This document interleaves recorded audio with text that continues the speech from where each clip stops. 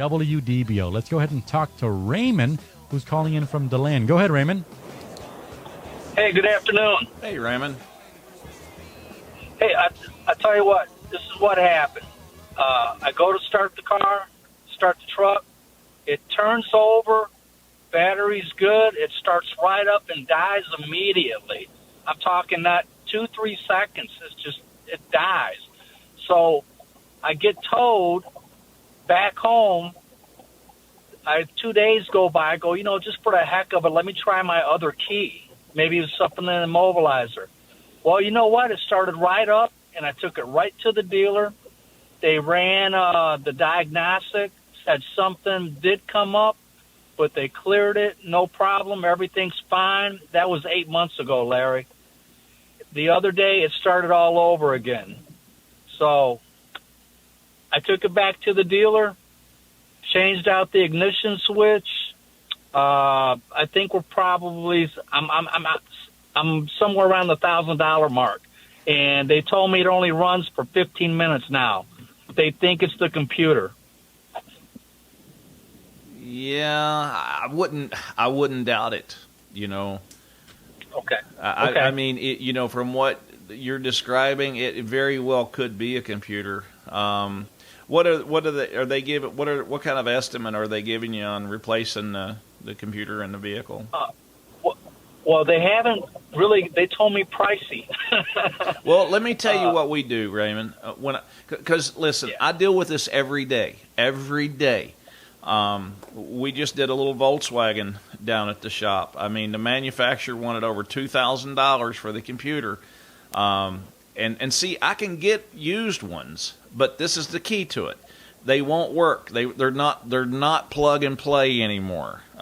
We actually have to flash these things in order, with your VIN, in order to get them to work with your vehicle. So we can usually get the computers pretty cheap, used ones. I mean, we send them back if they don't work, but we usually get used ones, and then we rewrite the software in them in order to make them work for your application. And this is the key to it. See, that vehicle being an 09, they may not make that. They may not have that available for your truck anymore. And so you might be forced into actually having to obtain a used one and then having it reflashed in order to be able to fix the daggone thing. But we're running into this more and more and more. We see this a lot, where these computers, they give up the ghost, and when they go bad, like I said, a lot of times the manufacturer doesn't even have them. But Raymond, they can't even get new computers for their brand new cars right now. So they're not going to mass produce computers for a vehicle that is 11 or 12 years old, and that's what we're running into.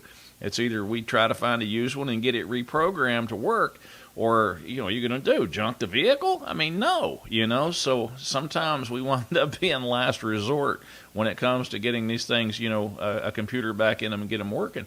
But, they're probably seeing some codes in it for passkey system, anti-theft thing. That's going on, where it's just not, the anti-theft system is just not reading a key correctly or something along those lines. But if it's running for 15 minutes and then shutting off, we would have to have some diagnostic equipment, hooked to it to see what elements were missing when it does shut off to verify that it is actually a computer itself. If it's losing pulse out to the, ignition coils or your injectors or something like that, got a bad injector driver circuit in it, of course it's probably going to have a computer put in it. But, remember, at the dealers, a lot of times you don't have guys that's been doing this for 40 plus years. So, these diagnosing something like that, unless they've got a prehistoric thoroughbred back there in the service department, they may not be able to pinpoint exactly what's going on with it. And if you're not careful, somebody's going to start throwing darts at your expense. And if you're already into it for a grand, you know where this is going. Yeah, absolutely. And before I even went there, that was my concern that I explained to him. I was like, I'm not here for the guessing game. You're supposed to be the experts. That's correct. The path that they went down, though, because of the immobilizers showed up previously, that's why they went with the ignition switch. And, the other thing is now I got a key for the ignition that doesn't work for the doors. You're you know, 100% so I right.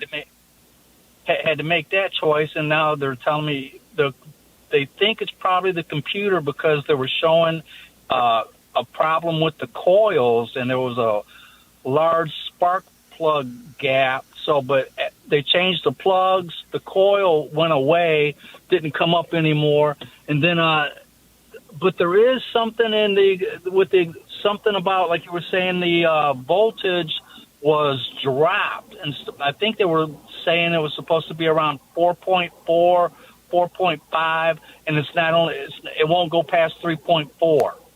So that's when they said, you know what, more than likely it's probably the computer. And if I get one new, yes, it is very pricey, but they did offer me if I want to buy one off eBay or somewhere, that they will install it. Okay. Well, that's probably going to be your next step. They should have the software in order to be able to flash the computer. But a lot of times these things have to be completely rewritten.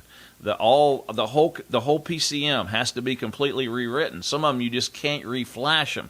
And we're running into that more and more and more, and it takes a lot of programming to get those used computers up and working on some of these things. And nowadays, a lot of them they're not rewritable. You can't even use a used computer. So the manufacturers are getting us so boxed in now, even if you find a good used one, that they don't make software to rewrite the daggone thing. So, but yours should not be a problem, it being an 09.